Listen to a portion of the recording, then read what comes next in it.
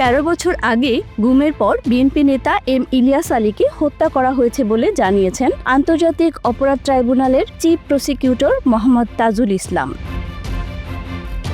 গুম খুনের অভিযোগে মেজর জেনারেল অবসরপ্রাপ্ত জিয়াউল আহসানের বিরুদ্ধে মামলায় বুধবার 17 ডিসেম্বর ট্রাইব্যুনালে আনুষ্ঠানিক অভিযোগ অর্থাৎ ফরমাল চার্জ দাখিলের পর সাংবাদিকদের এ তথ্য জানান তিনি।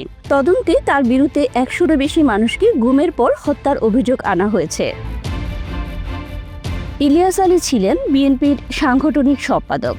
ছাত্রদলের সাবেক এই সাধারণ সম্পাদক সিলেট 2 আসনে দুবার সংসদ সদস্য নির্বাচিত হয়েছিলেন। 2012 সালের এপ্রিলে ঢাকার বনানীতে বাসার কাছ থেকে ইলিয়াস আলীকে তুলে নেওয়া হয়েছিল।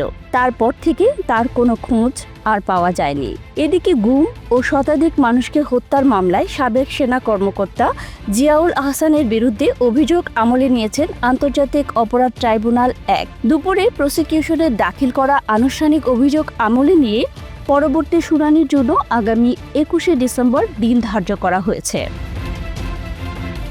সাবেক এই সেনা কর্মকর্তার বিরুদ্ধে গাজীপুরে 3 জনকে হত্যা ছাড়াও বরগুনার পাথরঘাটার চরদুয়ানিতে 50 জন হত্যা, বনদস্যু দমনের নামে সুন্দরবনে বন্দুকযুদ্ধের নাটক সাজিয়ে বেশ কয়েকজনকে হত্যার 3টি সুনির্দিষ্ট অভিযোগ আনা হয়েছে তার বিরুদ্ধে। এছাড়াও জিয়াউল আহসানের বিরুদ্ধে বিএনপি নেতা চৌধুরী আলম, ইলিয়াস আলী, সাজিদুল হক সুমন, সালাউদ্দিন আহমেদ সহ 3 শতাধিক ব্যক্তিকে গুম ও হত্যার সংশ্লিষ্টতার তথ্য মিলেছে।